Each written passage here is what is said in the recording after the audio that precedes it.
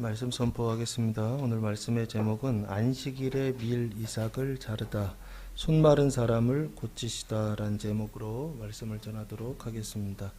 오늘은 성령 강림 후 2주 혼회권 소마생명의 거룩함에 관한 말씀입니다.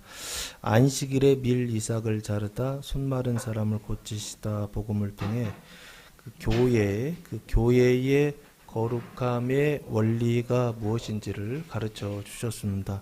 23절 말씀부터 보시면 안식일에 예수께서 밀밭 사이로 지나가실새 그의 제자들이 길을 열며 이삭을 자르니 라고 말씀하고 있습니다. 예수님께서 그 밀밭 사이로 지나가셨다라고 그렇게 말씀하고 있죠. 그런데 그 때가 시간이 언제냐면 안식일에 지나가셨다라고 그렇게 말씀하고 있습니다.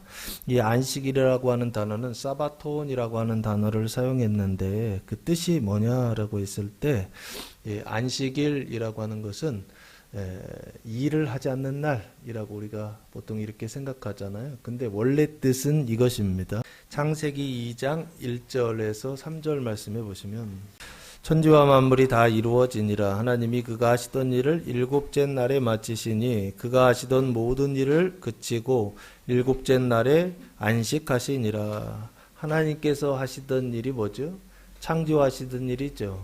첫째 날부터 여섯째 날까지 창조하시던 그 일을 다 마치시고 일곱째 날에 안식하셨다라고 말씀하고 있습니다. 3절 하나님이 그 일곱째 날을 복되게 하사 거룩하게 하셨으니 이는 하나님이 그 창조하시며 만드시던 모든 일을 마치시고 그날에 안식하셨음이니라 라고 말씀하고 있습니다. 여기 보시면 그날 안식일을 거룩하게 하셨다, 복을 주셨다 라고 그렇게 말씀하고 있죠. 그래서 이게 나중에는 이제 규례가 됩니다. 이스라엘이 매 주일마다 한 주씩 매 주일마다 지키는 규례가 되는데 그 규례의 뜻이 뭐냐, 의미가 뭐냐라고 했을 때 출애굽기 31장 하나님께서 안식을 주셨는데 그 안식을 주신 이유가 뭐냐라고 했을 때 출애굽기 31장 13절 말씀 이건 같이 한번 읽어보겠습니다. 출애굽기 31장 13절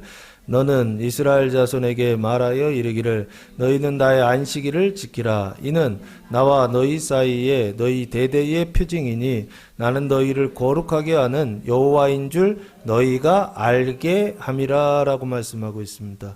여기 보시면 안식일은 뭐다? 표징이다 라고 그렇게 말씀하고 있죠.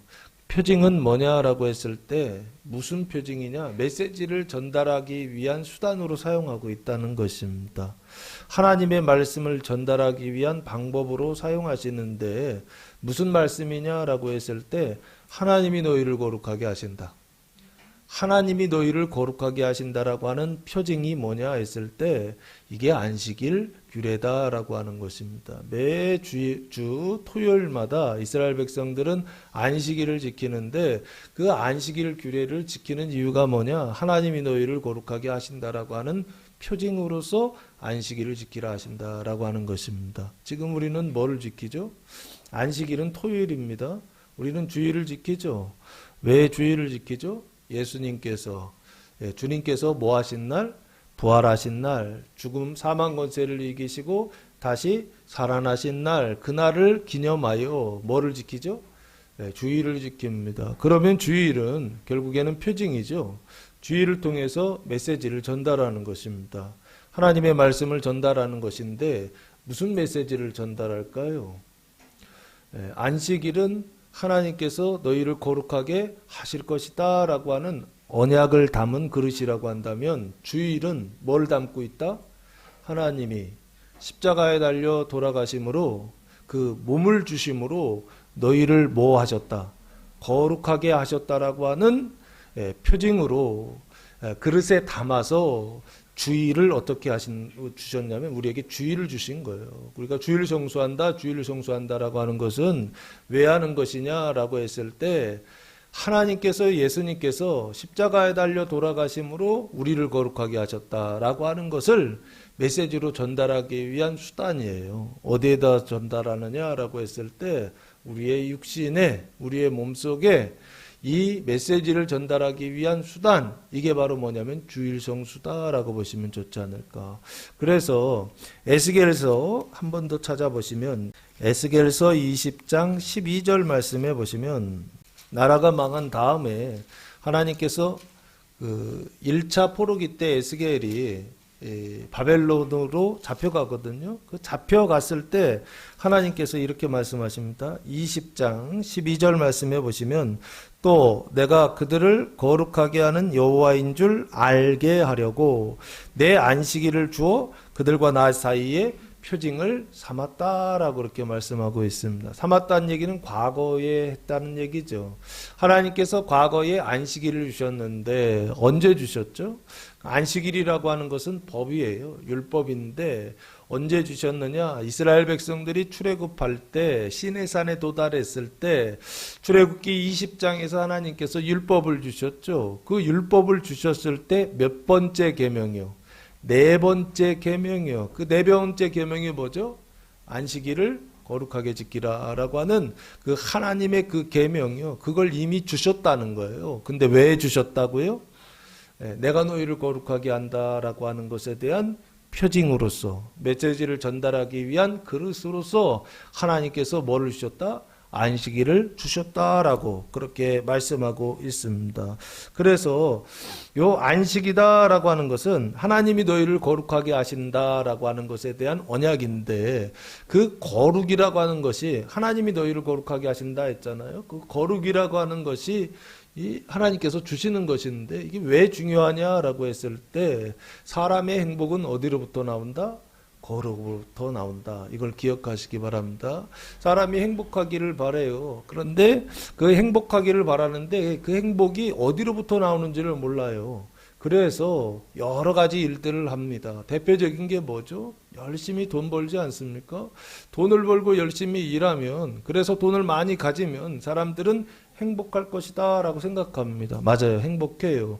그런데 잠깐 행복해요. 근데 사람은요, 금방 적응을 해요. 그래서 지금 내가 돈을 벌고 있는 것 가지고는 사람이 영원히 행복할 수 있다, 없다? 없어요. 잠깐 행복할 수 있지만 영원히 행복하지 못하는 게 돈이거든요. 그런데 이 거룩이라고 하는 것은 어떤 행복을 주느냐라고 했을 때 잠깐 행복이 아니라고요. 하나님께서 주시는 그 영원한 행복, 그게 어디로부터 나오느냐? 거룩으로부터 나온다는 것입니다. 그래서 철학적으로는 행복이지만 성경적으로는 이 행복을 뭐라고 표현하고 있느냐? 낙원이라고 표현하고 있는 것입니다.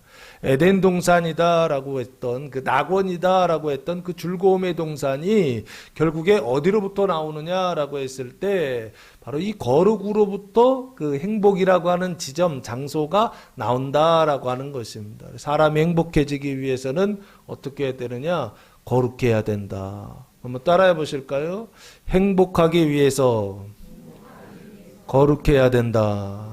그래서 하나님께서 뭐를 주시느냐? 내가 너희를 거룩하게 하시겠다라고 하는 언약으로서 안식일을 주신 것인데 그것 자체가 본질이 아니란 말이에요. 안식일은 수단이고 방법이라고요. 무엇에 도달하기 위한 방법이냐라고 했을 때 이 거룩이요. 하나님께서 너희를 거룩하게 하신다라고 하는 이 언약에 도달하기 위한 수단이 안식일이고 지금도 주일이라고 하는 것은 하나님이 예수님이 십자가에 몸을 바쳐서 그래서 우리를 거룩하게 하셨다라고 하는 것에 대한 그 성취하셨다는 것에 대한 언약인데 새 언약인데 우리는 그것을 수단으로 방법으로 받아들이는 것이 아니라 주일 성수하면 거룩하게 되는 줄 알고 착각한단 말이에요.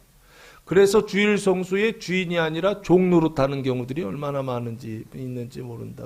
본질적으로 접근해야 되는데 방법적으로 접근한다고요. 내가 뭐를 해서 내가 안식일을 지켜서 내가 주일 성수를 해서 어디에 도달한다?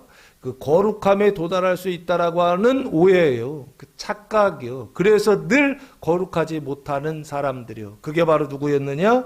이스라엘 사람들. 특별히 이 당시에 예수님 당시에 유대인들이 그런 상태에 있었다라고 하는 것입니다. 하나님께서 시내산에서 율법을 주시고 율법 중에 그 안식일법을 주셨는데 그 율법을 어떻게 해석했다고요? 하나님이 너희를 거룩하게 하신다는 표징으로 해석한 것이 아니라 내가 그 율법을 행함으로 열심히 행해서 어디에 이른다? 의에 이르고 거룩에 이른다라고 하는 어떤 이런 생각을 가지고 신앙생활을 했다는 것입니다. 누가요? 유대인들이 그때 그랬다는 거예요. 근데 지금 우리도 똑같지 않습니까? 나의 행위로 나의 열심으로 의롭다함을 받고 나의 행위로 나의 열심으로 거룩함에 이르고 내가 무엇 해가지고 행복에 이르려고 하는 거, 이게 유대인들의 모습이지만 또한 우리들 모습, 여러분 모습은 아닌가요? 이것을 저는 뭐라고 하느냐, 사람의 행위로 의롭게 되고 사람의 행위로 거룩하게 되려고 하는 거, 이게 바로 뭐냐, 율법주의가 아닌가라고 생각합니다. 율법이라고 하는 것은 의로운 것입니다. 하나님께서 죄를 깨달으라고 주신 것인데, 근데 그 율법을 잘못 해석했어요. 어떻게 해석했다? 은혜 언약으로 해석해야 되는데 행위 언약으로 해석해서, 그래서 어디에 도달하지 못하고 있었던 사람들, 의에 이르지 못하고 그 거룩함에 이르고 있지 못했던 사람들, 그게 바로 그 당시 예수님 당시에 이스라엘 사람들의 상태였다라고 하는 것입니다. 그래서 안식일에 예수께서 밀밭 사이로 지나가셨다라고 말씀하고 있죠. 이 예수님은 어떤 분이시죠? 예수님은 하나님께서 보내신 분이시죠. 그래서 하늘에서, 낙원에서 이 세상에, 지옥에 오신 분이세요. 그 죄인들이 갇혀있는, 땅에 갇혀있는 그 지옥이죠. 그 지옥이요, 낙원에서 지옥에 오신 분, 그분이 예수님이시죠. 이 세상 오신 이유와 목적이 뭐죠? 마태복음 5장 17절 말씀해 보시면 예수님께서 산상수훈을 통해서 팔복을 말씀하시고 나서, 그리고 나서 내가 이 세상에 온 이유가 이거다라고 아주 분명히 말씀하고 있습니다. 마태복음 5장 17절 말씀 같이 읽겠습니다. 내가 율법이나 선지자를 폐하러 온 줄로 생각하지 말라. 폐하러 온 것이 아니요 완전하게 하려 함이라 라고 말씀하고 있어요. 율법을 폐하는 게 아니에요. 선지자를 폐하는 게 아니에요. 이 율법과 선지자가 그 당시에는 성경이고 지금은 이게 우리가 볼 때는 구약입니다. 히브리 성경인데 그 하나님의 말씀, 그 성경을 폐하러 온 것이 아니라 뭐 하러 오셨다? 완전하게 하려 오셨다라고 예수님께서 그렇게 말씀하고 있습니다. 그래서 예수님은 성경을 완전하게, 구약을 완전하게 하기 위해서 오신 분, 그분이 바로 누구냐? 예수님이시다라는 것입니다. 어떻게 완전하게 하죠? 율법을 행위 언약으로 해석하는 것이 아니라 율법을 무슨 언약이요? 원래 은혜 언약으로 해석하는 것입니다. 그래서 누가 거룩하게 하신다? 하나님이 거룩하게 하신다. 예수님이 거룩하게 하신다. 내가 너희를 거룩하게 한다라고 하는 것이죠. 그것을 믿어라 라고. 그래서 율법을 완성하시는 분, 그분이 바로 누구시다? 예수님이시다. 예수님은 율법을 완성하러 이 세상에 오셨다라고 하는 것입니다. 완전한 의인이요, 그 죄와 사망이 완전하게 해결된 사람들, 깨끗하게 씻어진 사람들은요, 그 은혜 언약을 지나서 어디까지 가느냐 했을 때 그 행위 언약 속으로 들어갑니다. 그러나 그 완전한 단계예요. 그 죄와 사망이 완전히 씻어진 단계로 들어가지 못한다고 한다면 사람은 늘 어떤 상태에 있어야 되느냐 했을 때 은혜 언약 속에 있어야 된다고요. 그 영생과 그 영화의 단계에 들어간 사람들은 철저하게 그 은혜 언약 속에 있지만, 그러나 또한 어디 있느냐 했을 때 그 사람이 하나님과 완전한 일치를 이루고 있기 때문에 그 사람이 하는 말이 하나님의 말씀이고 그 사람이 하는 행동이 하나님의 행동이라고. 이게 연합된 사람들의 모습입니다. 그래서 그때에는 영생의 단계에 들어가면, 영화의 단계에 들어가면 어떻게 되느냐 했을 때 마치 내가 하는 것이 하나님이 하는 것이기 되기 때문에 행위 언약이 그 안에서 지배하기 시작합니다. 어쨌든 여기요, 예수님께서 이 세상에 오신 이유는 뭐냐라고 했을 때 율법을 주시려고 오시는 게 아니라고, 율법을 완성하게 하러 오시는 거라고, 율법을 폐하러 오신 분이 아니라고, 새로운 복음을 주시려고 오신 분이 아니라고요. 그 율법을 완성하는데 어떻게 완성하느냐라고 했을 때 해석이 잘못됐다고요. 내가 자기의 행위로 의롭게 되는 것이 아니라 하나님이 하시는 그 일을 통하여 우리가 의롭게 되고 거룩하게 된다라고 하는 해석이요.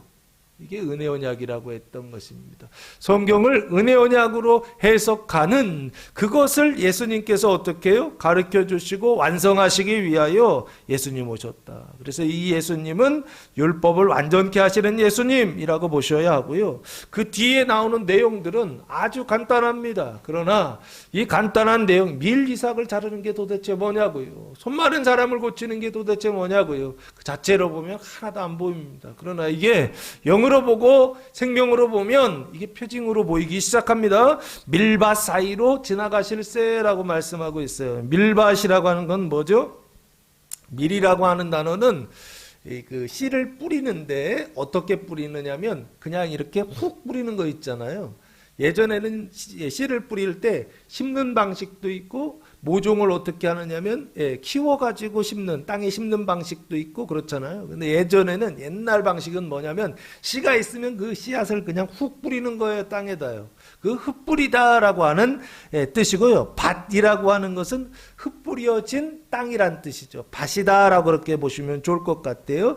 그 흩뿌려진 밭 사이로 지나가실세라고 말씀하고 있습니다. 사이라고 하는 단어가 디아라고 하는 전치사를 사용했는데 뜻은 가운데로 지나가셨다, 통과하셨다라고 하는 것입니다. 그래서 밀밭 사이로 지나가셨다라고 지금 예수님 말씀하고 있죠. 씨가 뿌려진 그 밭 사이로 지나가셨다, 통과하셨다라고 하는 것입니다.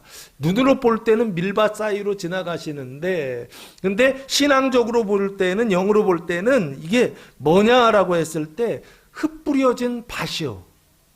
씨가 뿌려졌다는 것입니다. 그런데 그 씨가 눈에 보이는 씨인데 이 씨는 또한 눈에 보이지 않는 씨를 말한다고요. 그 밭에 사람의 마음속에 씨가 뿌려져 있는데 어떤 씨가 뿌려져 있느냐라고 했을 때 하나님의 말씀이 뿌려진 게 아니라 이 뱀의 말들이 뿌려진 밭이요. 그 밭 가운데로 지나가신다라고 보시면 어떨까 싶습니다.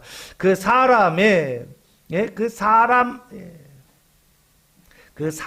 생각이 있잖아요. 그 밀밭 사이로 지나가신다라고 했을 때, 이 밀밭이라고 하는 것은 그 씨가 뿌려졌는데 어떤 씨가 뿌려졌느냐라고 했을 때 두 가지 씨가 뿌려졌다라고 보시면 좋지 않을까 싶어요. 첫 번째는 사람의 생각이요. 그런데 그 사람의 생각의 씨가요, 그 뱀의 생각의 씨가요, 그 사망의 생각의 씨가 뿌려진 밭이요. 밭이 있고 그곳에 누구의 씨를 뿌리러 지금 예수님께서 가운데로 가시냐면 하나님의 생각의 씨요, 하나님의 말씀의 씨를 뿌리려고 그 가운데로 통과하셨다라고 그렇게 보시면 좋지 않을까. 그러면 사람의 씨와 그리고 하나님의 말씀이 뿌려진 그 밭이요, 그 밭이 어딜까요? 사람의 말이 계속, 사람의 말이 뿌려지고 있고, 그리고 뱀의 말입니다. 그리고 하나님의 말이에요. 사단의 말이 뿌려져 있고 뱀의 말이 뿌려져 있는 장소요. 여기가 어딜까요? 세상에는 사단의 말이 계속 뿌려져 있겠죠. 그러면요, 사단의 말과 뱀의 말이 같이 뿌려져 있는 그곳이요. 거기가 어딜까요? 이게 교회입니다. 그리스도의 몸된 교회 안으로, 그 가운데로 지나가실세라고 보시면 좋지 않을까 싶습니다. 그의 제자들이 그의 길을 열며 이삭을 자르니라고 말씀하고 있는데, 그라는 게 예수님이세요. 예수님의 제자들이, 그럼 예수님의 제자들은 누구인가요? 마가복음 1장 16절 말씀해 보시면 그 이름이 나와 있습니다.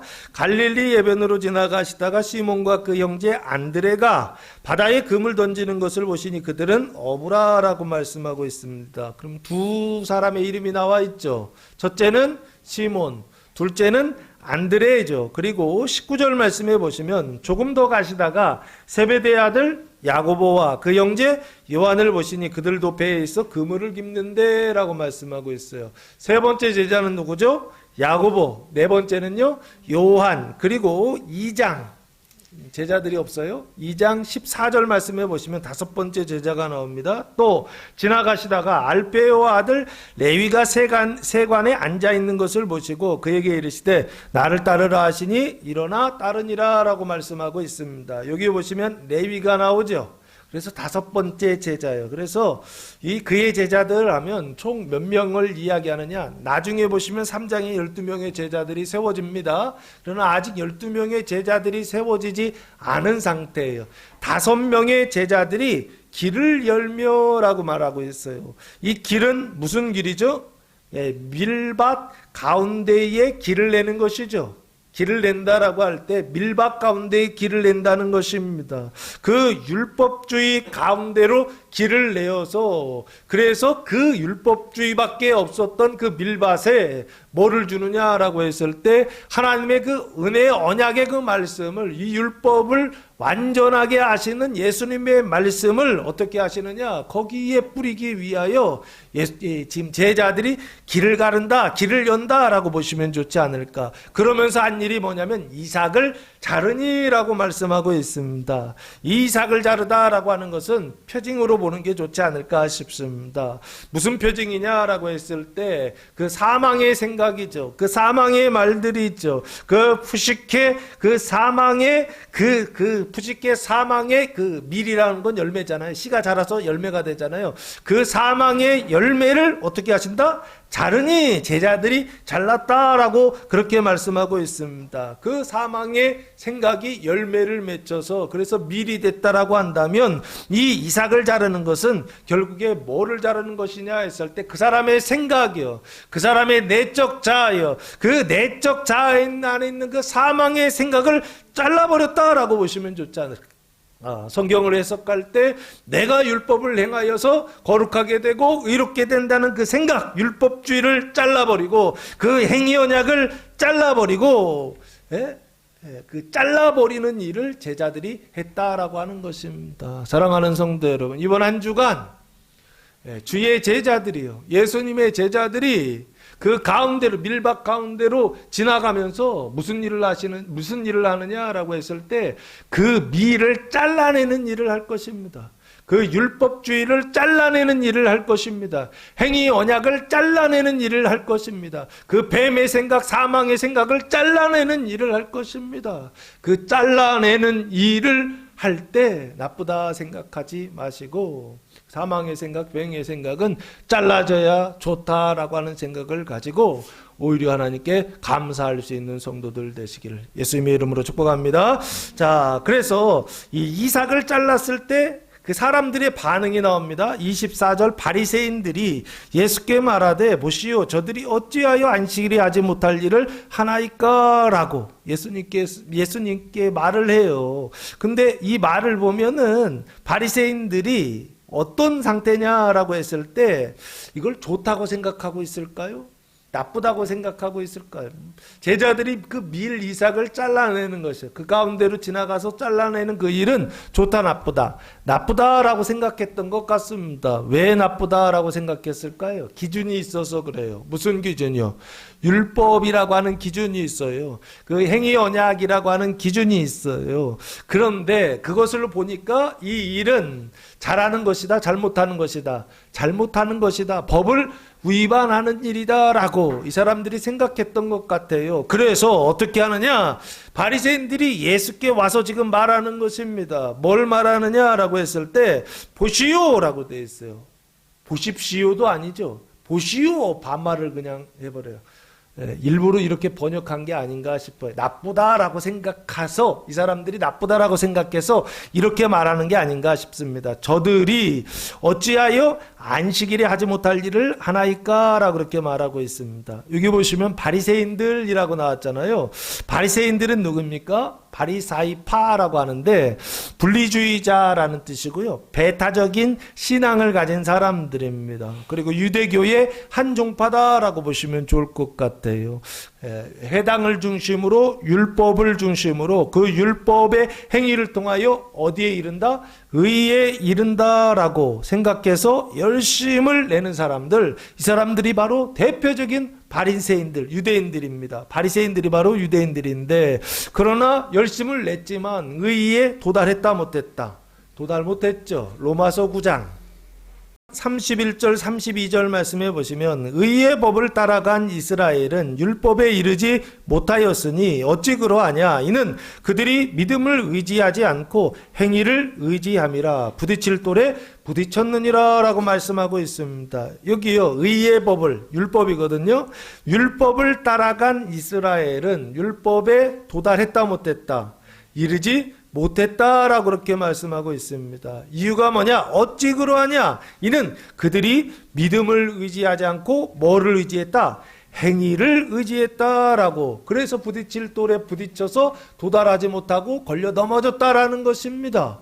그러면 왜 이렇게 행위를 의지했느냐라고 했을 때 10장 2절에서 3절 말씀해 보시면 내가 증언하노니 그들이 하나님께 열심히 있으나 올바른 지식을 따른 것이 아니니라 라고 말씀하고 잘못된 지식을 따르고 있구나. 3절 하나님의 의를 모르고 자기 의를 세우려고 힘써 하나님의 의에 복종하지 아니하였느니라 라고 말씀하고 있습니다. 그래서 하나님의 의를 따라야 되는데 누구 의를 따랐다? 자기 의를 따랐다라고 하는 것입니다. 자기가 올바르다고 생각하는 것을 따랐다는 것입니다. 자기 생각에, 자기 감정에, 자기 의지에 맞다라고 생각하는 것을 따랐다는 것입니다. 그것이 잘못된 지식이요. 그것이 의에 이르지 못하는 것이요. 그것 때문에 하나님 나라를 보지 못하고 그것 때문에 하나님 나라에 들어가지 못했던 사람들. 이게 바로 유대인이고 바리새인들이고 이게 바로 지금 이 신앙을 가지고 교회 생활하고 있는 혹시 여러분의 모습은 아닌가요? 교회는 다니는데 하나님 나라가 안 보여요. 열심히 성경을 읽는데 하나님 나라에 들어가질 않아요. 그러면 가장 먼저 나타나는 일이 뭔지 아십니까? 성경을 읽지 않아요. 왜 성경을 읽지 않죠? 읽어서 뭐해? 이런 거죠. 약을 먹는데 그 약이요. 약발이 안 들어요. 그러면 약을 먹어요? 안 먹어요? 안 먹는다고요. 성경을 읽지 않고 그리고 또한 뭘 하잖아요? 기도를 하지 않습니다. 그리고 기도요. 성경과 기도가 끊어지면 그 다음 게 뭐냐면 교회에서 끊어지기 시작해요. 그게 어디에 언약되어 있죠? 모세의 성막의 구조 속에 언약되어 있지 않습니까? 모세의 성막은 크게 보면 셋으로 되어 있습니다. 지성소와 성소와 뜰 이렇게 셋으로 되어 있어요. 뜰 밖에도 있고요. 어쨌든 그러면 지성소는 대제사장이 들어가는 것이고 성소 안에는 제사장이 들어가는 것인데 그 성소는 거룩함을 언약하고 있는 그릇입니다. 성소 안에 세 가지가 있죠. 성소에 들어가자마자 오른쪽에 뭐가 있습니까? 진설병대가 있죠. 그리고 그 안에 진설병이 있죠. 그 진설병이 몇 개가 있죠? 12개가 있죠. 두 줄로 12개가 있습니다. 6개가 한 줄, 6개가 한 줄, 12개가 두 줄로 이렇게 두 줄 종대로 그냥 딱 서 있습니다. 그게 진설병이에요. 진설병이요. 그 진설병은 누룩을 넣나요? 넣지 않나요? 누룩을 넣지 않죠. 그래서 누룩 없는 떡 12개가 진설병 대에 올려져 있죠. 개가 상징하는 게 뭐냐고요. 떡이잖아요. 하나님의 말씀이라고요. 그 하나님의 말씀이 12개이고 그 하나님의 말씀이 그 12이 상징하는 게 뭐냐라고 했을 때 이스라엘입니다. 그 이스라엘이 어디 안에 있다고요? 그 진설병대 위에다가 이스라엘의 12를 거기다 그려놨다고요. 그리고 그것이 떡으로 그림이 그려져 있다고요. 그게 의미하는 바가 뭘까요? 떡을 먹어야 된다. 생명의 떡을 먹어야 된다. 하나님의 떡을, 이스라엘이 하나님의 떡을 먹어야 거룩하게 된다라고 하는 것을 언약해 놓고 있는 게 아닌가 싶고요. 그리고 정면에는 뭐가 있나요? 정면에는 분향단이 있죠. 분향단은 뭔가요? 그 안에 향을 피우는 것이죠. 그 향은 성경에서 뭘 의미하나요? 성도들의 기도다라고 요한계시록에서 사도 요한이 말하고 있지 않습니까? 향단에서 향이 올라가는데 그 향은 뭐다? 성도들의 기도다라고 말씀하고 있죠. 그래서 말씀드리는 거예요. 첫 번째는 성경 읽는 게 끝나고 끊어져요. 두 번째는 뭐가 끊어진다고요? 기도가 끊어져요. 기도가요. 안 해요. 성경을 읽지 않고 기도를 안 해요. 그리고 세 번째가 뭔지 아십니까? 이게 마지막 세 번째 있는 거예요. 들어가자마자 왼쪽에 있어요. 성소의 문을 열고 들어가서 왼쪽이요. 제사장이 경험하는 그 왼쪽에 있는 게 뭔가요? 그게 뭐예요? 촛대죠. 등잔대라고 하는요. 유럽식으로 하면 촛대고 이스라엘식으로 하면 등잔대예요. 방자로 때려가지고 금을 한 달란트를 때려가지고서 펴가지고서 한 대에서 7개의 등잔대가 이렇게 올라가죠. 그래서 등잔이 7개란 말이에요. 근데 그 7개의 그 등잔대가 의미하는 게 뭐냐 했을 때 요한계시록에 보면은 7 촛대는 뭐다? 7 교회다라고 그렇게 말씀하고 있지 않습니까? 교회예요, 교회. 그러니까 세 번째는 교회에서 끊어진다고요. 그러면 그게 뭘 얘기하는 걸까요? 교회 가기 싫다고요. 성경 읽기 싫고 기도하기 싫고 교회 가기 싫고. 왜 그렇게 한다고요? 예수님이 십자가에 자기 몸을 바쳐서 거룩하게 하셨는데, 그런데 그 거룩하게 하신 그 사람들이 그 성소 안으로 들어가서 그 세 가지가 계속 어떻게 해요? 먹고, 그리고 향을 피워서 하나님께 기도하고, 그리고 불 피워가지고 등잔대에 불을 붙여가지고, 그래서 그 교회예요. 그리스도의 몸된 교회가 계속 교회가 되고, 이 세 가지가 계속 돌아야 되는데, 이게 되지 않게 한다고요? 이게 되지 않게 해요. 누가 하는 일이냐라고 했을 때 끊임없이 사람의 생각이 이걸 막는다고요. 이걸요. 그 행위 언약 속에 있을 때 이게 끊어진다고요. 말씀이 끊어지고 기도가 끊어지고 교회가 끊어지고요. 내가 끊은 것 같지만 엄밀히 보면 하나님이 끊으시는 것입니다. 왜 그러느냐라고 했을 때 가르치시기 위한 것입니다. 사람이 하는 게 아니라 하나님이 하시는 것이다 라고 하는 것을 가르치시기 위하여 하나님이 그 일들을 하십니다. 어쨌든 24절 다시 돌아와서 보시오라고 되어 있어요. 의에 도달해야 되는데 의에 도달하지 못하는 이유가 뭐냐? 잘못된 지식이요, 사람의 생각이요, 그 뱀의 생각이요, 후식계 사망의 생각을 따라서 그것을 쫓아가니까 결국에는 어디에 이르지 못하더라? 영생에 이르지 못하고 영벌에 이르던 사람들, 이게 유대인들이고 지금 우리 한국교회의 성도들의 모습은 아닌가, 반성하고 회개해야 되지 않을까 싶습니다. 보시오, 저들이 어찌하여, 예수의 제자들이 어찌하여 안식일에 하지 못할 일을 하나이까 라고 말씀하고 있어요. 이삭을 자르는 일이 신앙적으로 봤을 때 푸시케 사망을 잘라내는 일이요, 이 일이 하나님의 일이요, 이 일이 거룩하게 하는, 하나님께서 거룩하게 하시는 일의 그 표징이 된다고 한다면 바리새인들은 그걸 전혀 보지 못했어요. 그래서 뭐라고 하느냐? 어찌하여 왜 안식일에 하지 못할 일을 하나이까 라고 그렇게 예수님께 반문하고 있습니다. 이 하지 못할이라고 하는 단어가 XST라고 하는 단어를 사용했는데 옳지 않은 이란 뜻입니다. 그래서 합법적이지 않은 이란 뜻을 가지고 있어요. 그러면 여기요, 안식일에 하지 못할 일이라고 하는 것은 옳지 않은 일을 지금 하고 있다는 것입니다. 합법적이지 않은 일을, 불법을 행하고 있다라고 하는 것입니다. 그러면서 예수님께 지금 따지는 것이 아닌가. 그럼 왜 그럴까요? 이 사람들은 안식일법을 가지고 있죠. 그 안식일법에서는 안식일 날 일하면 돼요, 안 돼요? 안 돼요. 안식일 날에는 어떤 일도 하면 안 된다고요. 그런데 지금 누가 그 이삭을 자르는 일을 했어요? 그 제자들이 이삭을 자르는 일을 했죠. 그 일을 보니까 이 사람들이 생각할 때에 이게 레이더가 작동한 것입니다. 이것은 삐요 하면서 잘못됐다라고 하는 것이죠. 이것은 옳지 않다라고 하는 것이죠. 밀 이삭을, 안식일에 밀 이삭을 자르는 것은 하나님의 법을 지키는 것이 아니요, 하나님의 말씀을 지키는 것이 아니요, 그래서 이것은 불법이요, 이것은 불리요, 그래서 이것은 나쁜 일이다 라고 생각했던 사람들, 이게 바리새인들이라고요. 아시겠습니까? 이 바리새인들이 예수님께 이렇게 따질 때 자기들의 그 기준으로 놓고 보았을 때는 자기들이 지금 잘못했다는 생각이 있을까 없을까요? 여러분들은요? 다 자기의 옳음을 따라서 이야기한다고요. 집에서 싸우고 교회에서 싸우고 사회 밖에서 싸우고 하면요, 항상 내가 잘못했다는 사람들이 없어요. 다 누가 잘못했다고요? 상대방이 잘못했다라고 늘 그래요. 그리고 우리 편이 잘못됐을 때는 내가 잘못한 게 아니라 이 사람이 잘못됐어, 저 사람이 잘못됐어 하면서 늘 책임 전가하는 것이요. 이게 사람의 모습 아닌가요?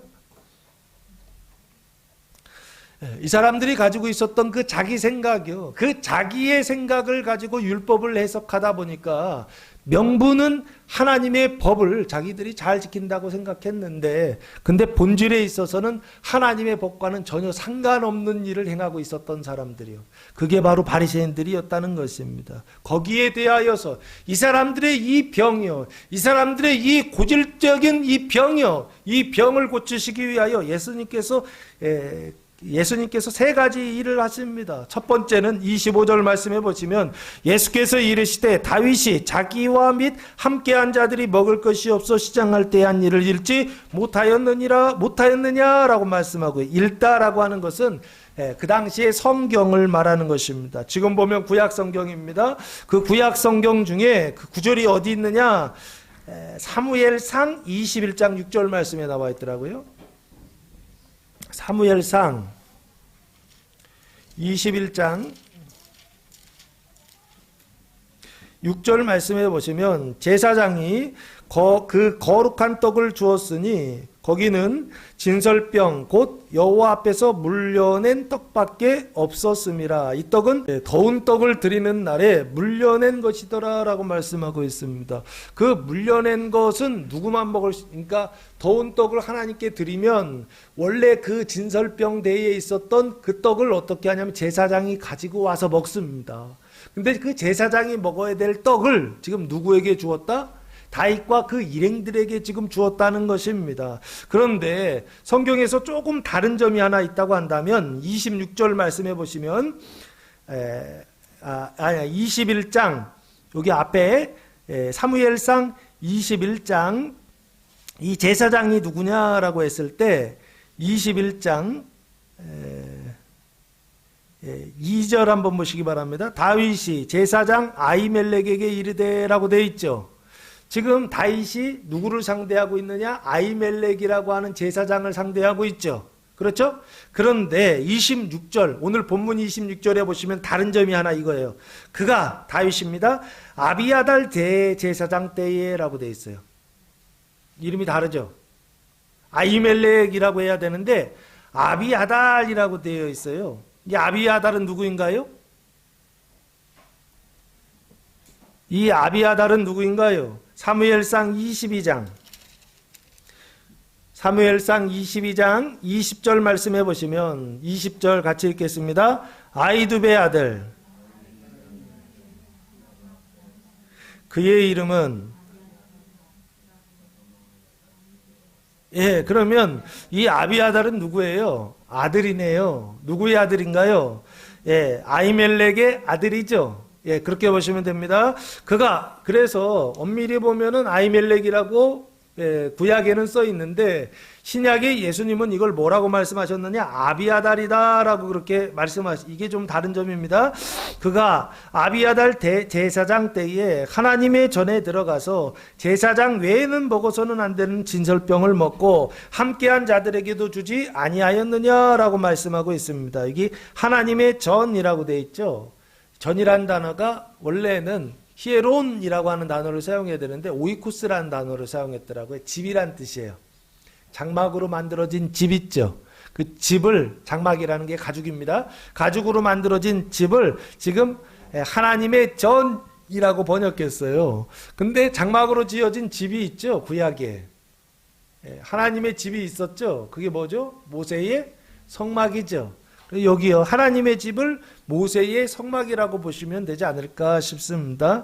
그 오이코스 집에 거처하는 집에 성전에 들어가서 성막에 들어가서 제사장 외에는 먹어서는 안 되는 진설병을 먹고라고 말씀하고 있습니다. 여기 제사장 외에는 먹어서는 안 된다. 여기도 금지되어 있죠. 율법으로 금지되어 있습니다.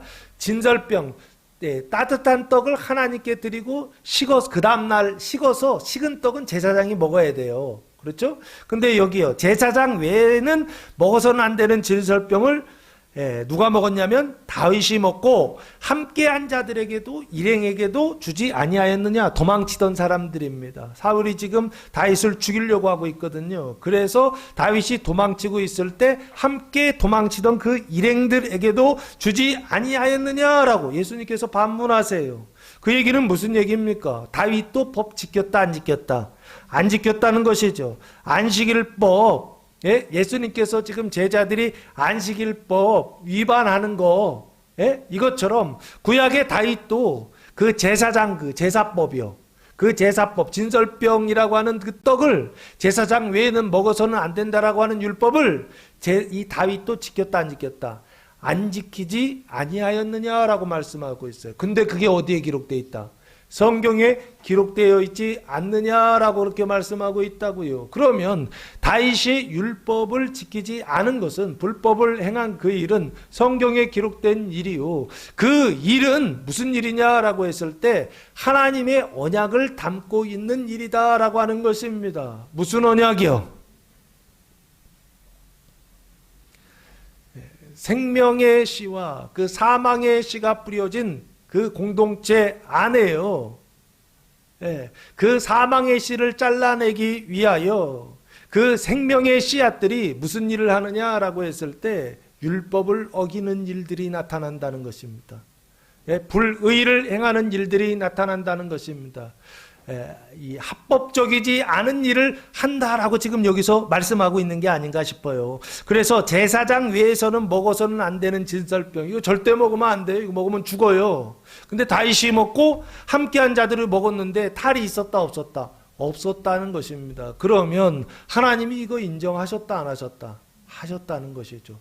왜 인정하셨느냐라고 했을 때 이게 바로 하나님께서 구약을 통해서 언약을 담아놓고 계시다라는 거예요. 무슨 언약이냐? 그 사망이 생명을 씻어주는 언약이요. 그것을 여기에 담겨 있지 않느냐라고 구약을 통해서 아주 구체적으로 그것을 언급하고 있는 것입니다. 그 얘기는 다시 얘기하면 다윗도 지키지 않았는데 나도 지키지 않아도 된다라고 하는 그런 뜻으로 말하고 싶은 게 아니라 다윗이 지키지 않은 데는 본질적인 그 안에 의미를 가지고 있다는 것입니다. 어떤 의미를 그 안에 언약을 담고 있느냐 했을 때 사망을 씻어내고 잘라내는 그 언약이요. 그 언약을 다윗이 담고 있다는 얘기를 하는 게 아닌가 싶습니다. 그러면 이것은 안식일법을 위반한 것이지만 위반한 것이 아니요. 오히려 그 안식일법을 단순히 위반하는 것이 아니라 애기들은 이렇게 하면 안 됩니다. 그러나 예수님의 상태에 있는 사람들이요, 다윗의 상태에 있는 사람들이요, 이 사람들은 어떻게 해야 되느냐라고 했을 때 그 안식일법을 완성하기 위한 언약으로서 이 일을 하게 하셨고, 또한 예수님도 어떻게 하셨다고요? 이 일을 했다는 것입니다. 이 말이 어려운가요? 미일 이삭을 자르다라고 하는 말씀 자체가 어렵습니다. 이게 표징인데 이 표징을 통해서 예수님께서 말씀하고 싶으신 것이 있습니다. 그 밀 이삭을 잘라내야 된다는 것입니다. 언제요? 안식일 날이요. 하나님이 언약하신 그날에 어떻게 하시느냐? 율법을 어기는 것과 같은 그 일을 예수님이 하셨고 제자들이 하시고, 그리고 구약에서는 다윗도 그렇게 하고 그 다윗의 일행들도 그 일을 하더라는 거예요. 근데 그 일을 하는 이유가 뭐냐라고 했을 때 단순히 애들이 안식일법을 어기는 위반하는 어떤 것 때문에 그런 것이 아니라 그 안식일법을 완성하기 위하여 이 일이 성경에 언약되어 있고 기록되어 있더라. 한 자들에게 주지 아니하였는 먹지 않았느냐라고 그렇게 말하더라는 것입니다. 그러면서 어떻게 해요? 아주 구체적인 근거를 들어가면서 그들의 그 근거가 잘못됐다라고 하는 것을 예수님께서 지금 말씀하고 있는 것입니다. 무슨 근거요? 율법이라고 하는 것을 어떻게 생각하고 있느냐 했을 때 수단으로 생각해야 되는데 수단으로 생각하지 못하고 있었던 이 바리새인들의 그 신앙의 그 한계를 예수님께서 그 잘못을 지적하고 있는 것입니다. 그 사망의 생각, 그 사람의 생각을 예수님께서 성경의 근거를 가지고서 가르쳐주고 있는 것입니다. 구약의 다윗도 이렇게 했다는 것입니다. 그러면서 27절 본진적으로 조금 더 접근합니다. 또 이르시되 안식일이 사람을 위하여 있는 것이요 사람이 안식일을 위하여 있는 것이 아니니라고 말씀하고 있습니다. 안식일은 누구를 위하여 있다? 사람을 위하여 있는 것이다 라고 예수님 말씀하고 있습니다. 안식일은 뭐라고요? 거룩함의 표징이라고 그랬죠. 메시지를 전달하기 위한 수단이요 언약이라고 그랬죠. 누가? 하나님이 너희를 거룩하게 하신다라고 하는 그 언약이 안식일인데, 사람들은 이것을 수단으로 사용하지 않고 무엇으로 사용했느냐? 본질적으로 접근했다는 거예요. 예? 안식일을 지키는 것이 사람이 거룩하게 되는 방법이라고 생각했다고요? 아니라고요.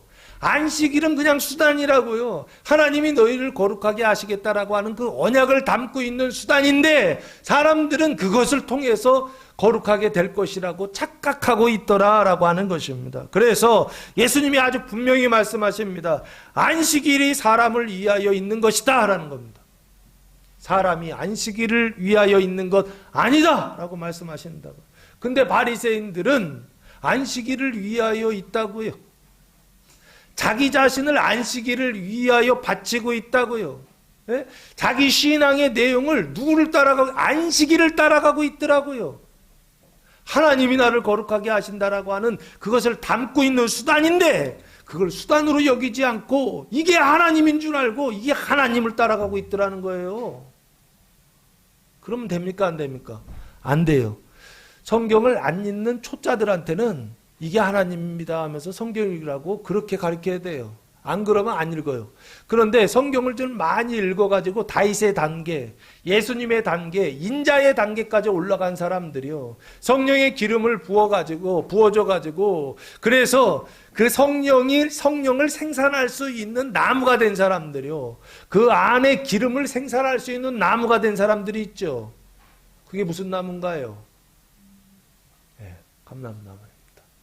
그 감람나무의 언약이요, 그 상태에 있는 사람들은 어떻게 하느냐? 믿음이 연약한 형제들의 그 죄와 사망을 씻어주기 위하여, 그 발을 씻어주기 위하여 그 안에 있는 그 생명이요, 예? 기름을 막 생산해서 그걸로 막 씻어낸다고요.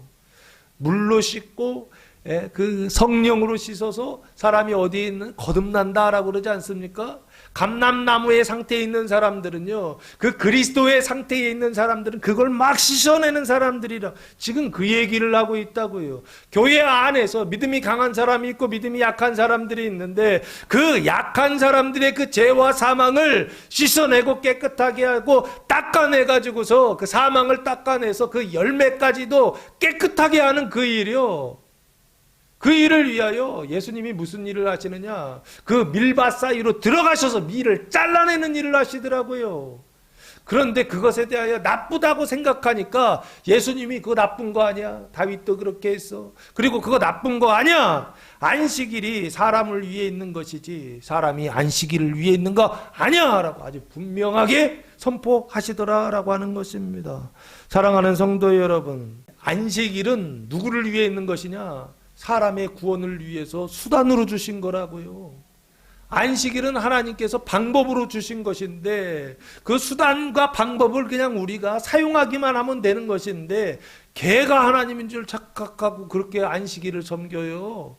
그 안식일을 그렇게 지키면 거룩하게 된다라고 착각한다고요. 아니라고요. 안식일 지켜서 거룩하게 되는 게 아니라고요. 안식일에다가 언약을 담아 놓으셨다고요. 너희의 행위로 거룩해지는 것이 아니라, 너희가 율법을 지켜서 거룩해지는 것이 아니라 내가 너희를 거룩하게 하겠다라고 하는 것이, 그것을 믿어라라고 하는 것입니다. 예수님이 십자가에 달려 자기 몸을 주심으로 너희를 거룩하게 하셨다라고 하는 하나님의 말씀을 믿어라라고 하는 것입니다. 믿으면 어떻게 된다? 거룩하게 하신다라는 뜻입니다. 거룩일이 시작되고, 그래서 한 걸음 한 걸음 가다 보면 거룩이 100이 되는, 그 거룩의 완성에 도달하게 된다라고 하는 것을 예수님 지금 말씀하십니다. 안식일이 사람을 위하여 있는 것이요, 안식일이 사람을 위하여 있는 것이다, 존재하는 것이다 라고 그렇게 말씀하고, 하나님이 사람을 위하여 안식일을 제정해 주셨다라고 하는 것입니다. 근데 사람들이 착각했죠. 유대인들이 착각했죠. 어떻게 착각했어요? 사람이 안식일을 위하여 있는 것이다 라고 착각했어요. 이해되십니까? 주객이 어떻게 된 거예요? 전도가 된 것이죠. 그래서 사람이 안식일에 뭐가 되었느냐면 종이 되었다라고 하는 탄식이요. 이게 27절 예수님의 말씀 속에 있는 탄식이 아닌가 싶습니다. 사랑하는 성도 여러분, 안식일의 종이 아니라 안식일의 주인이 되는 성도들 되시기를 예수님의 이름으로 축복합니다. 그래서 28절 예수님이 아주 유명하신 말씀을 하셨죠. 이러므로 인자는 안식일에도 주인이라 라고 말씀하고 있습니다. 여기 인자라고 하는 것은 안드로포스 히오스라고 하는 단어인데 뜻은 사람의 아들이라고 하는 뜻입니다. 그 사람의 아들이 누구죠? 예수 그리스도를 말하는 것입니다. 그 예수 그리스도라고 하는 것은 그리스도 메시아의 상태를 지금 말하는 것입니다. 인자는 신앙의 초자들 얘기하는 게 아닙니다. 인자는 감람나무의 상태예요. 그 기름을 막 이 안에서 생산할 수 있는 상태에 있는 상태예요. 그리스도의 상태, 메시아의 상태에 있는 사람들까지도 포함합니다. 그래서 예전에 제가 이걸 뭐라고 설명했느냐 했을 때 디바인 휴먼이라고 하는 단어로 설명했었죠. 기억나십니까? 은총의 상태예요. 다른 사람들의 그 죄를 씻고 사망을 씻어줄 수 있는 상태에 있는 사람들이요. 그리스도인들이요. 이 사람들도 누구냐? 인자다라 그렇게 보셔야 합니다. 그래서 지금 인자는 안식일의 뭐다? 주인이다라고 그렇게 말씀하고 있습니다. 인자는 안식일에도 주인이다라는 얘기는 다른 율법에도 주인이지만 율법이라고 하는 것 자체의 주인이 누구냐? 인자란 얘기예요. 인자는 율법의 주인이고 인자는 그 안에 안식일법의 주인이다라고 그렇게 말씀하고 있다고요. 왜요? 안식일이라고 하는 것은 인자에게 주신 하나님께서 주신 거라고요. 소유라고요. 안식일이라고 하는 것을 주셨는데 그런데 이 안식일이 이 종으로 주셨는데 내가 안식일에도 주인이다. 인자는 안식일에도 주인이다라는 얘기는 안식일은 안식일이라고 하는 것 자체를 종으로 부려라 이런 뜻이라고요. 내가 안식일에 주인이 돼야 되는데 이 법의 주인이 되는데 그 법의 종로로 타고 살아가고 있더라고요. 누가요? 이 뇌인들이요. 그게 행위언약 속에 있는 사람들이 딱 이런 상태입니다. 주인이 되라고 줬더니 종이 되어 있더라는 거예요. 그래서 이 주인이란 단어는 퀴리오스라고 하는 단어인데요. 권위에 있어서 최고 통치자, 주인, 하나님이라고 하는 뜻입니다. 인자가 주인이 되라는 거예요. 인자가 안식일의 주인이 되라는 것입니다. 그래 인자는 안식일 언약을 어떻게 하는 자냐 했을 때 완성하는 자요. 그래서 그 가증한 자를 뭐하게 하느냐라고 했을 때 거룩하게 하는 자요. 그래서 믿음을 통하여 그 믿음이 약한 그 형제의 그 발을 그 사망을 씻어주는 거룩하게 하는 자, 그게 바로 누구냐면 인자다라고 그렇게 예수님 말씀하고 있습니다. 종일 경우에는 어떻게 하죠? 종 노릇해야 되겠죠. 주인일 경우에는 어떻게 한다고요? 씻어준다고요. 무엇을 씻어준다고요? 믿음이 연약한 이 형제들 이스라엘의 그 죄와 사망을 씻어주는 일이요. 그 일을 하는 사람이 바로 누구냐? 인자다라고 하는 것입니다. 주인 노릇한다라고 하는 것입니다. 안식일을 통하여 율법을 통하여 주인 노릇한다라고 하는 것입니다. 그래서 어떻게 한다고요? 그 안식일에 종 노릇하는 사람들을 거기로부터 건져낼 수 있는 자, 그게 바로 안식일의 주인이 아닌가 싶습니다. 안식일의 종으로 사는 것이 아니라 안식일의 주인으로 살아가는 교회와 성도들 되시기를 예수님의 이름으로 축복합니다. 자, 그래서 예수님께서 밀 이삭을 자르시는 일, 제자들을 통해서 제자들이 그 가운데 지나가면서 밀 이삭을 자르시는 일을 하시고 3장 1절 말씀해 보시면 수많은 사람을 고치시는 사건이 나옵니다. 기적이죠. 1절 예수께서 다시 회당에 들어가시니 한쪽 손 마른 사람이 거기 있는지라 라고 말씀하고 있습니다. 그 안식일법의 확장이라고 보시면 돼. 이어지는 이야기다 라고 보시면 좋을 것 같습니다. 다시 회당에 들어가셨다라고 말씀하고 있죠. 그러면 이 회당은 어딜까요? 나갔던 회당이죠. 마가복음 2장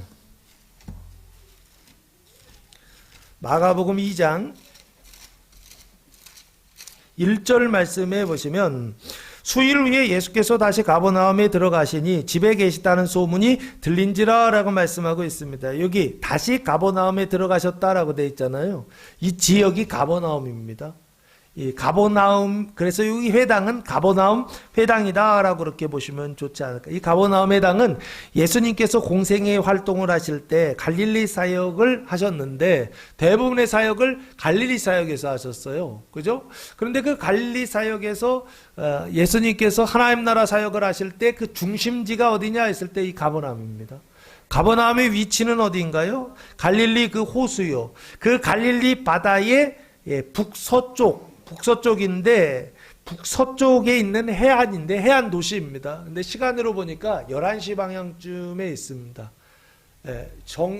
정시 북쪽 완전히 북쪽이 아니라 북쪽에서 서쪽으로 11시 방향 정도에 아주 가깝게 붙어 있더라고요. 여기가 바로 가버나움이라고 하는 곳이고 그 가버나움이라고 하는 그 해안 도시에 회당이 있었는데 그 회당에 들어가셨다. 회당이라고 하는 것은 시나고게라고 하는 단어입니다. 원래 뜻은 유대인의 모임 장소, 회합 장소라고 하는 뜻입니다. 여기서 하는 일은 율법을 연구하고 가르치고 배우고 그리고 그곳에서 기도하고 교제하고 예배하는 곳, 그게 바로 회당입니다. 그 당시에 그 회당은 어떤 역할을 하고 있었느냐라고 했을 때 이 행위언약을 가르치던 곳, 그래서 안식일의 주인이 되는 것이 아니라 안식일의 종로릇을 가르치고 양산하는 곳, 그것을 체계적으로 더 체계화해서 그 구조적으로 그것을 계속 양산하는 그 장소가 이 회당이었다라고 보시면 좋지 않을까 싶습니다. 그래서 예수님께서 이들에 대하여 뭐라고 말씀하셨느냐라고 했을 때 마태복음 23장 33절 말씀해 보시면 뱀들아 독사의 새끼들아 너희가 어떻게 지옥의 판결을 피하겠느냐라고 그렇게 말씀하고 있어요. 그 갈릴리 사람들이요, 특별히 지금 23장 서기관들과 바리새인들을 꾸짖으시는 장면들이거든요. 그 바리새인들을 꾸짖으실 때 뭐라고 말씀하시느냐라고 했을 때 뱀들아 독사의 새끼들아라고 그렇게 말씀한다고요. 그러니까 회당이라고 하는 것이 그 당시에는 뭐를 양산하고 있었느냐면 뱀들이요. 그 뱀들의 새끼를 양산하고 있었던 곳이 바로 회당이 아닐까 싶습니다.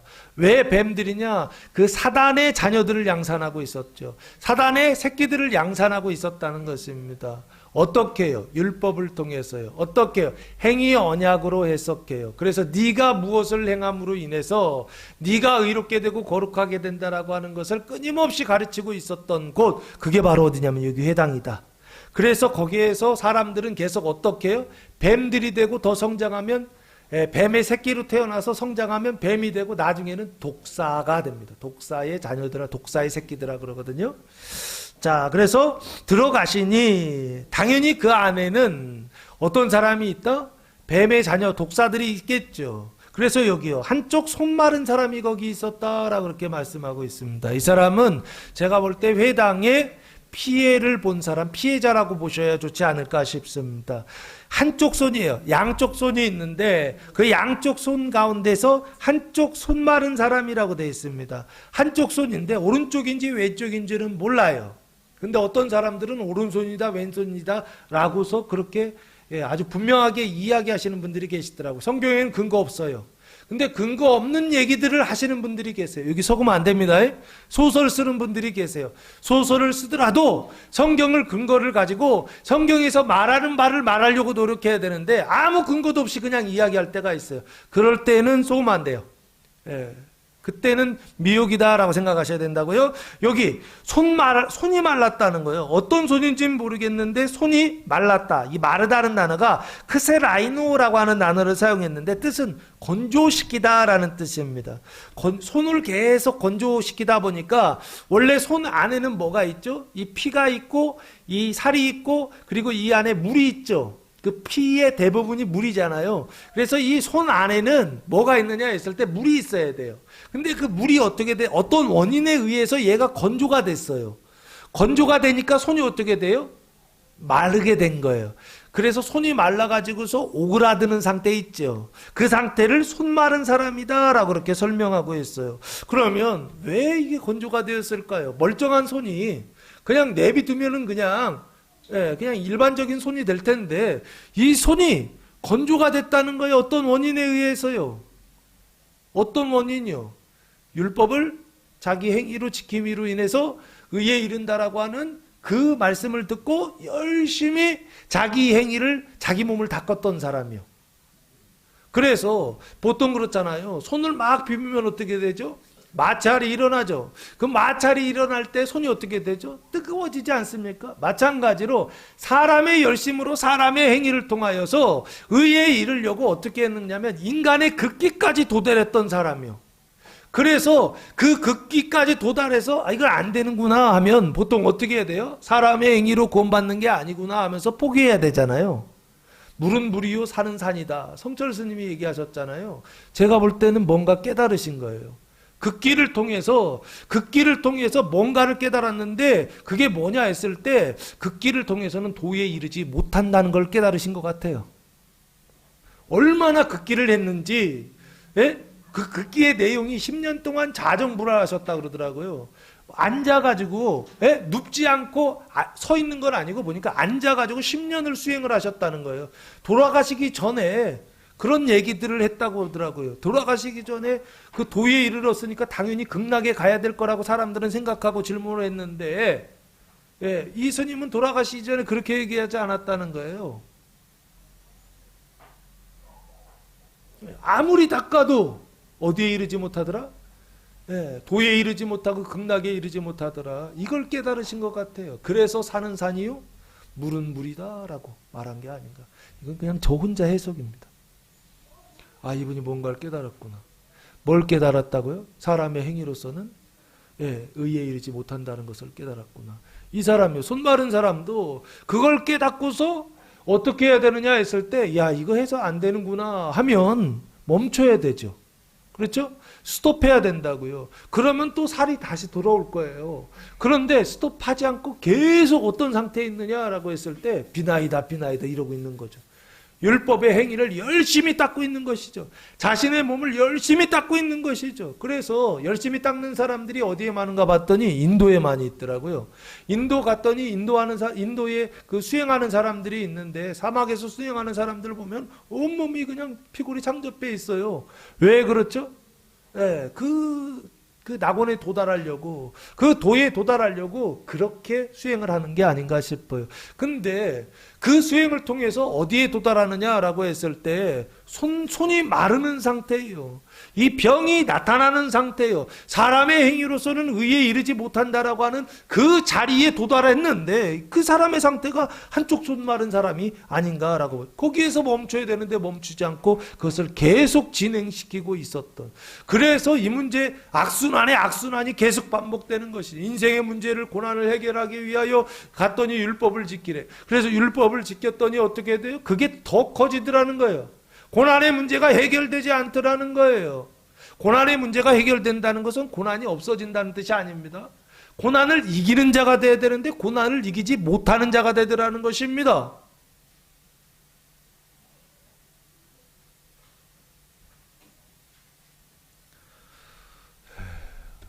이 한쪽 손 마른 사람이 거기 있는지라. 그럼 이 한쪽 손 마른 사람의 책임은 누구에게 있느냐? 제가 볼 땐 바리새인들에게 있다라고. 백성들 중에 한 사람이라고 한다면, 그 사람은 어떤 사람이냐? 시키는 대로 열심히 하는 사람입니다.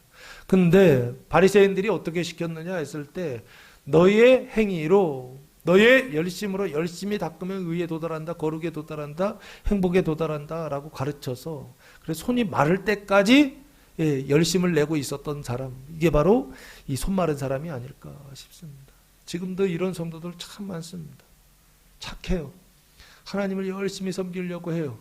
그런데 어떻다고요? 의에 도달하지 못하고, 거룩에 도달하지 못하고, 믿음에 도달하지 못하고, 낙원에 도달하지 못하고, 영생에 도달하지 못하고, 늘 지옥이 더 강화되고 반복되는, 그래서 영벌로 가고 멸망으로 가는 성도들 있다 없다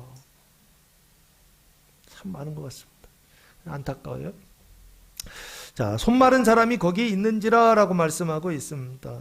이 사람들은 그 물을 빼앗긴 사람들, 생명을 빼앗긴 사람들이라고 보시면, 그래서 병든 사람들, 그리고 그 병든 사람들을 양성하는 곳이 바로 어디냐? 이게 바로 회당, 그 당시에 회당이었다. 유대인의 회당이었다. 2절 말씀에 사람들이 예수를 고발하여 하려라 됐습니다. 이 사람들은 6절에 바리새인들이 아닐까 싶습니다. 예수를 고발하려고 이렇게 보시면 좋지 않을까. 범죄를 어떻게 하느냐 했을 때 신고하려고 안식일에 그 사람을 고치시는가 주시하고 있거늘이라고 그렇게 말씀하고 있습니다. 손 마른 사람을 고치시는가, 고치다라는 단어가 데라퓨라고 하는 단어를 사용했는데 일반적으로는 고치다, 치료하다인데요. 원래 뜻은 시중들다라는 뜻입니다. 고치는 건 뭐냐? 시중 드는 거예요. 시중 들어서 그 사람의 사망을 어떻게 해요? 가져오는 거예요. 그 사람의 병을 가져오는 거, 이걸 데라피오다라고 말하는 게 아닌가 싶고요. 주시하고 있거늘 자세히 관찰하고 있다라고 하는 것입니다. 그러면 이 사람들의 시각이요, 이 바리새인들의 눈은 어떤 눈이냐라고 했을 때 이 사람들이 가지고 있었던 눈은 뱀의 눈이요 사망의 눈이 아닐까 싶습니다. 3절 말씀, 예수께서 손 마른 사람에게 이르시되 한가운데에 일어서라 하시고 라고 말씀하고 있습니다. 이게 지금 고발하려고 일부러 막 이렇게 쳐다보고 있는데 예수님이 이런 경우에는 어떻게 하세요? 눈치를 딱 까시고 어떻게 하셔야 돼요? 피하셔야 되잖아요. 그렇죠? 그리고 그 손 마른 사람하고 눈이 마주치면 돼야 안 돼요? 안 돼요. 그 사람하고 눈 마주치면 안 돼요. 그리고 살짝 피하고서 도망가시던지 뭐 이래야 되는데 전혀 그렇지 않죠. 어떻게 하시느냐? 예수께서 손 마른 사람에게 이르시되 한가운데에 일어서라 하시고 라고 말씀합니다. 피하시지 않죠. 회피하지 않죠. 그리고 오히려 올바로 어떻게 하시느냐? 오히려 어떻게 하시느냐? 한가운데 서라고 그러세요. 그 사람을 딱 집어가지고 손 마른 사람에게 말씀하세요. 한가운데. 회당의 한가운데 서라는 것입니다. 왜 이렇게 말씀하셨을까요? 고발하라는 거죠. 왜 이렇게 말씀하셨을까요? 사람들이 안 보이는 곳이 아니죠. 몰래 살짝 옆에 가가지고서 이렇게 살짝 만지시면서 내 병이 나았다 이러실 수도 있잖아요. 근데 그러시지 않고 어떻게 하신다고요? 한가운데 서라.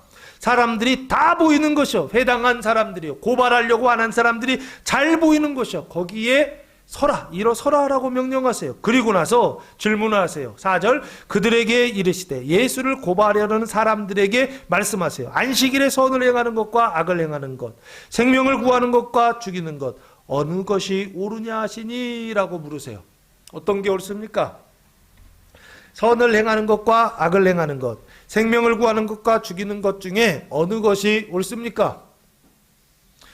물으니까 바리새인들이 잠잠하거늘이라고 말하고 있습니다. 벙어리가 되다 대답하지 못했다는 것입니다. 왜 벙어리가 됐을까요?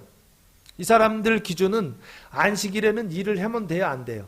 안 돼요. 특별히 어떤 일도 하면 안 되냐 했을 때 나쁜 일도 하면 안 되지만 좋은 일도 하면 안 돼요. 살리는 일도 하면 안 돼요. 어떤 일이든 하여튼 하면 안 된다라고 생각하고 있었던 사람들.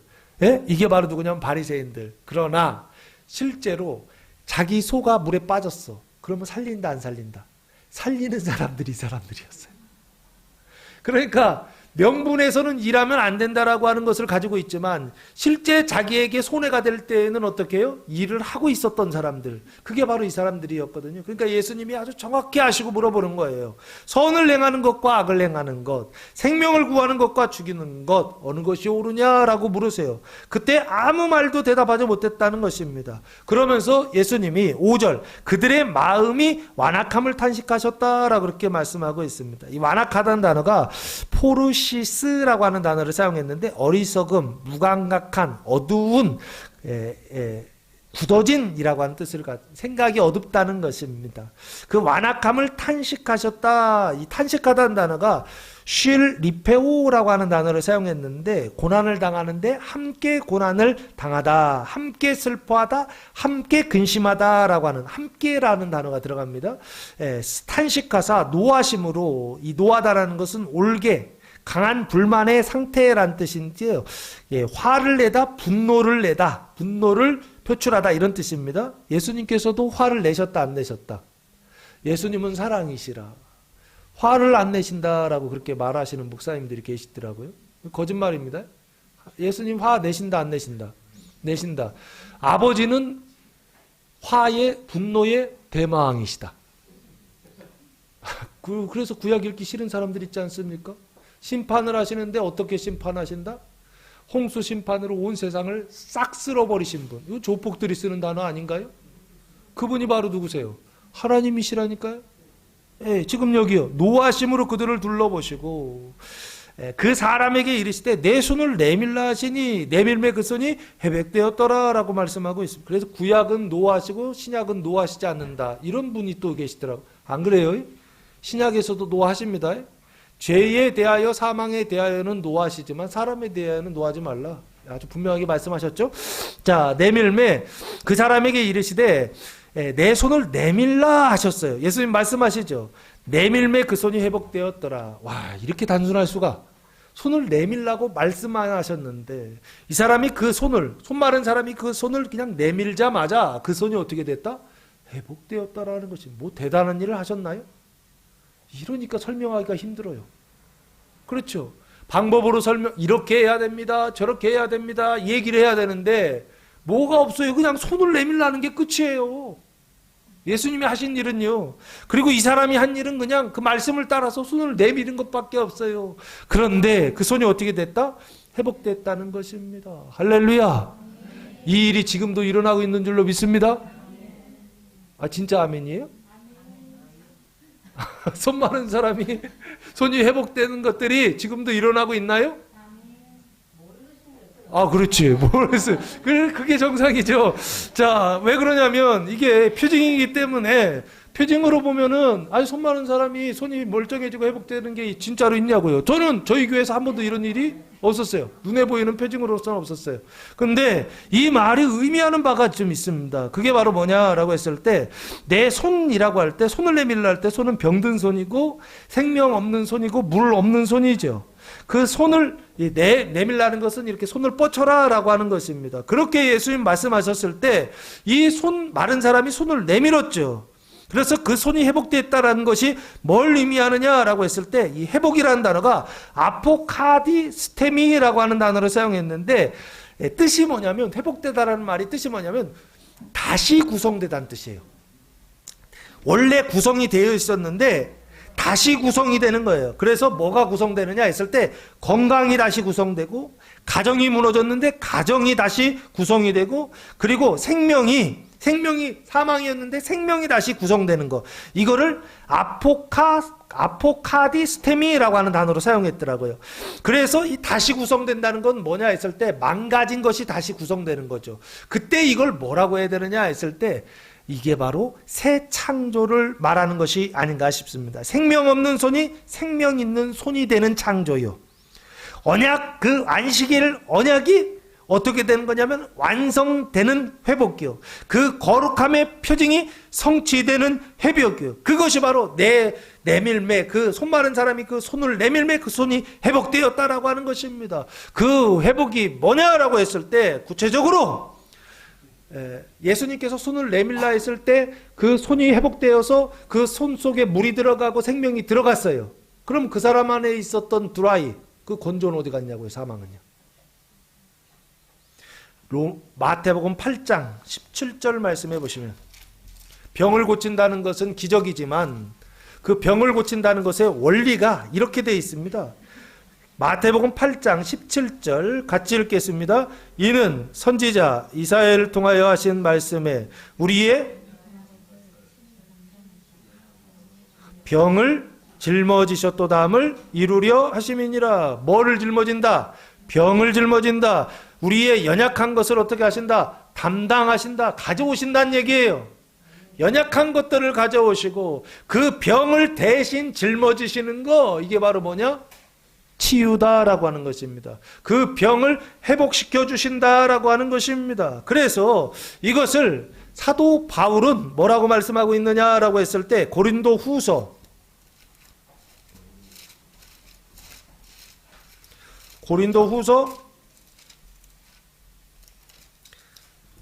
4장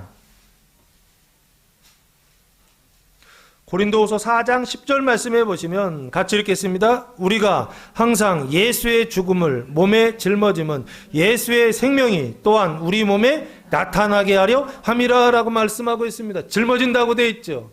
근데 예수의 죽음을 짊어진다고 되어 있죠. 사망입니다. 그 예수의 사망을 몸에 짊어지면, 우리의 몸에 짊어지는 것은 예수의 생명이 또한 우리 몸에 나타나게 하려 합니다. 몸이란 단어가 소마라고 하는 단어입니다. 이 소마는 언제 성경에서 사용되느냐? 그리스도의 몸 된 교회를 지칭할 때 사용하는 단어입니다. 그래서 교회 안에는 누가 있느냐? 믿음이 강한 자와 믿음이 연약한 사람들이 있는데, 그 믿음이 연약한 사람들의 그 죄와 사망을 씻어주기 위하여 어떻게 하느냐? 짊어지고 담당하는 것입니다. 대신 가져오는 거예요. 그래서 여기요, 사망을 몸에 짊어진다라고 했던 것입니다. 예수의 사망을 몸에 짊어진다라고 그랬어요. 그럼 예수님이 죄와 사망이 있으신 분인가요? 없으신 분인가요? 없으신 분이죠. 없으신 분인데 예수님 안에 죄와 사망이 있다라고 지금 말하고 있습니다. 그러면 예수님 안에 그 죄와 사망이 있다는 건 뭘 얘기하나요? 그리스도의 몸된 교회 안에 죄와 사망이 있다는 얘기입니다. 그 그리스도의 몸된 죄와 그 몸에, 교회 안에 죄와 사망이 있다는 얘기는 무엇인가요? 믿음이 연약한 사람들이요, 믿음이 없는 그 죄와 사망 속에 있는 사람들 교회 안으로 접붙이셨다는 뜻입니다. 그래서 교회 안에 뭐가 들어왔느냐? 그 죄와 사망이 들어와서, 그리스도의 몸된 교회 안에 그 죄와 사망이 들어와서 교회가 어떤 상태가 되어 있느냐? 그 죄와 사망의 상태가 되었다는 것입니다. 그것을 여기 예수의 죽음을 몸에 짊어졌다는 것입니다. 그 이유와 목적이 뭐냐? 예수의 생명이 또한 우리 몸에, 믿음이 연약한 자들의 그 몸에 나타나게 하려 함이라. 이것을 그 손이 내밀매 회복되었다라고 말씀하고 있는 게 아닌가 싶습니다.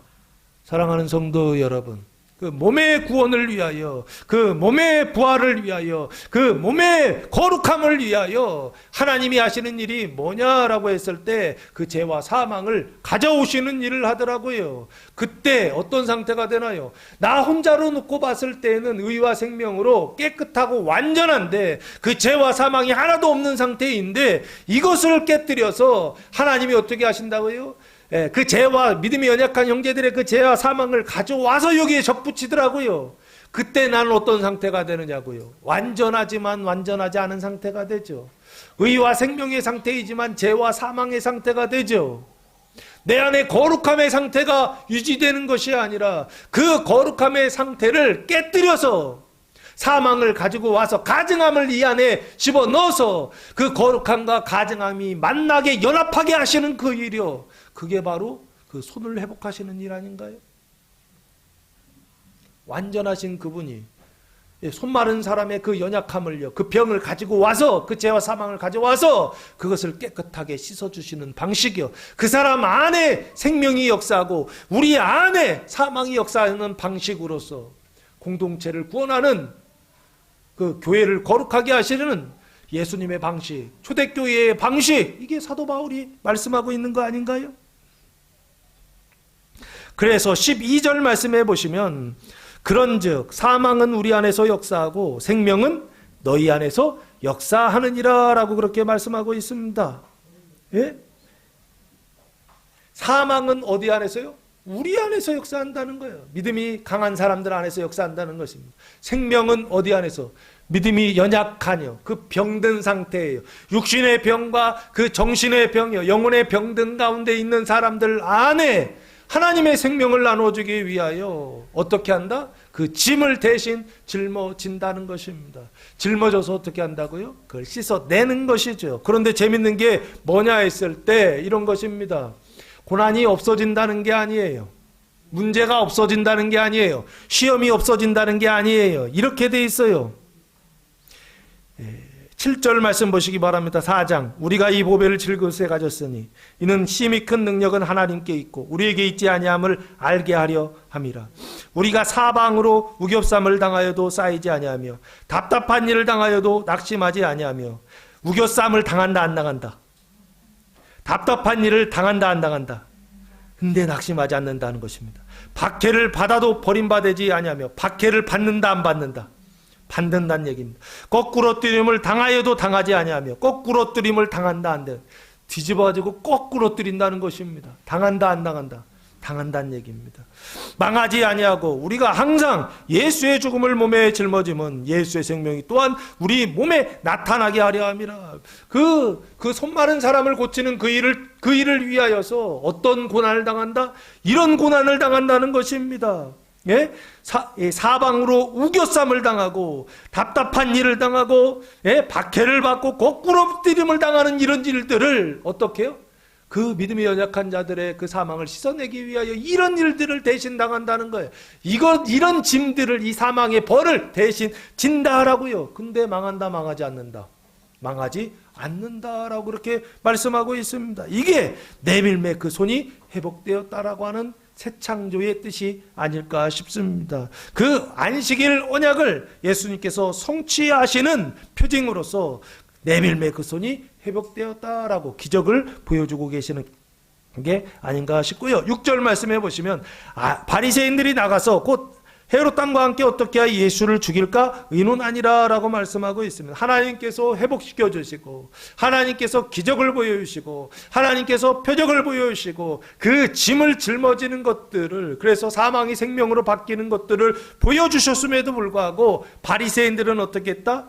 회당 밖으로 나가서 헤롯 당원들과 함께 연합하여 규합하여 어떻게 하여 예수를 죽일까 의논했다라고 성경은 말씀하고 있습니다. 율법의 행위로 의에 이르려고 하는 사람들은 항상 어떻게 해요? 자기 혼자 안 되면 누구와 결탁하느냐? 헤롯 당원들이요. 이 헤롯 당원들은 누구입니까? 헤롯 왕을 지지하는 추종자들, 지지자들입니다. 그래서 이 사람들은 정치 세력이라고 보시면 좋을 것 같아요. 정권을 가지고 있는 정치 세력들과 결탁하여, 그래서 누구를 죽인다? 예수를 죽이고 진리를 죽이고 하나님의 생명을 죽이는 그 일을 한다라고 지금 성경은 말씀하고 있습니다. 사랑하는 성도 여러분, 예수님께서 안식일에 밀 이삭을 자르고 안식일에 손 마른 사람을 고쳐주시는 이 기적이요, 이 표적을 보여주실 때 그 말씀을 믿고 따름으로 예수의 거룩한 생명이 그리스도의 몸된 교회와 믿음이 연약한 성도들 가운데 나타나는 그런 교회와 성도들 한 주간 되시기를 예수님의 이름으로 축원합니다. 기도하겠습니다. 사랑과 은혜가 풍성하신 아버지 하나님, 감사와 찬송과 영광을 올려드립니다. 밀밭 사이로 한가운데로 들어가셔서 그 이삭을 잘라주시고 그리고 손 마른 사람의 그 손을 깨끗하게 고쳐주시는 그 표적을 보여주실 때 하나님 그 말씀을 믿고 따름으로 이 세상 가운데서 그리스도의 몸된 교회를 거룩하게 하시는 하나님의 일을 보고 그 나라에 들어가서 아버지 하나님, 하나님 나라에서 감사와 찬송과 영광을 올려드리는 교회와 성도들 되게 하옵소서. 이제는 우리 주 예수 그리스도의 은혜와 하나님 아버지의 무한하신 사랑하심과 성령의 교통하심이 사랑하는 성도들 머리 위에와 가정 위에와 교회 위에 이제로부터 영원토록 함께 하시기를 간절히 축원하옵나이다. 아멘.